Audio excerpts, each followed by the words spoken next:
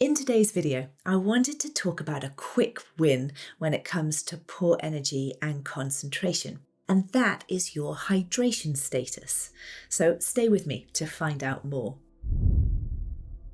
Now, optimizing your hydration status is key if we want to effectively support our health. Between 50 to 75% of an adult body is actually water. Now, this means that a 70 kilogram human contains approximately 42 litres. And typically, we have around 5 litres of blood in our body, with 90% of that blood mass being water itself. Most adult women will lose around 2.7 litres of water every day through routine bodily functions, and men will lose around 3.7 litres.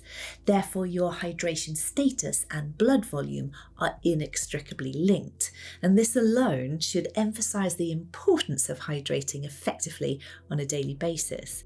But it's important to note that your kidneys can only process and remove around 1 litre of water per hour. Therefore, drinking too fast can place pressure on the kidneys and disrupt your electrolyte balance.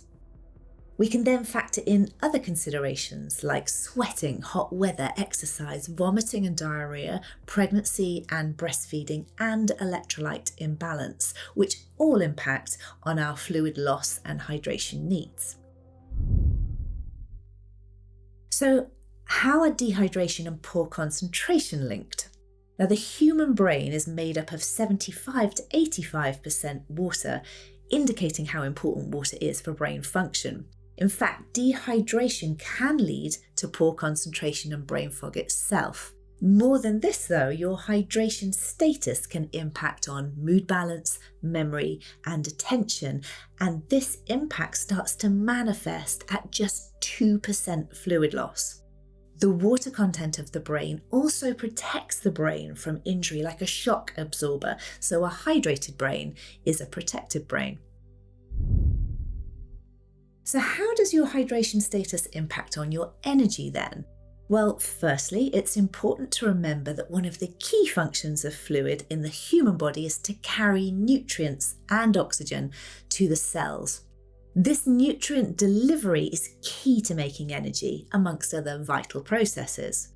In a dehydrated state, your heart has to increase its effort to deliver these important materials to cells, and that increased effort and heart rate can often leave you feeling sluggish. Secondly, our mitochondria are central to energy production, and mitochondria simply do not function well in a dehydrated environment. And this is evidenced in a small study by Zhang and colleagues, which demonstrated that targeted rehydration strategies in students improved fatigue, attention, and short-term memory. Electrolyte balance is also really important here. Electrolytes such as sodium and potassium help to draw water into your cells and also influence how you absorb water from the gut. Low electrolyte levels may exacerbate dehydration, and this means that water intake alone may not be sufficient to effectively rehydrate your body. Now, you can lose electrolytes through periods of vomiting and diarrhea and sweating, so your electrolyte strategy is a key part of hydrating the body. And your practitioner can really support you with electrolyte supplements, but also foods rich in electrolytes, sodium, magnesium, potassium, and calcium. And those might include coconut water, nuts, seeds, spinach, avocados, sweet potatoes, bananas, and oranges. Now, 2 dehydration signs to be aware of. Dark-coloured urine can be a frontline indication of dehydration. Now, we should aim for straw-coloured urine as a measure of decent hydration practices. Thirst is a sign that dehydration is already present, so don't wait until you're thirsty to drink. Here's a summary of our advice here. When you wake first thing in the morning, aim to start your day with a drink of water. This will help to rehydrate following a night's sleep. Sip your fluid regularly throughout the day. I often recommend a water bottle with hourly increments to remind people to sip consistently. Aim for 2 litres for women, 2.5 litres for men a day as a standard gauge. Remember though, you may need more fluid in hot weather following saunas or further to episodes of vomiting and diarrhea. If you're thirsty, have dark-coloured urine, or feel mentally fatigued or dizzy, act straight away and start effectively and consistently hydrating in suitable increments in no more than a litre per hour.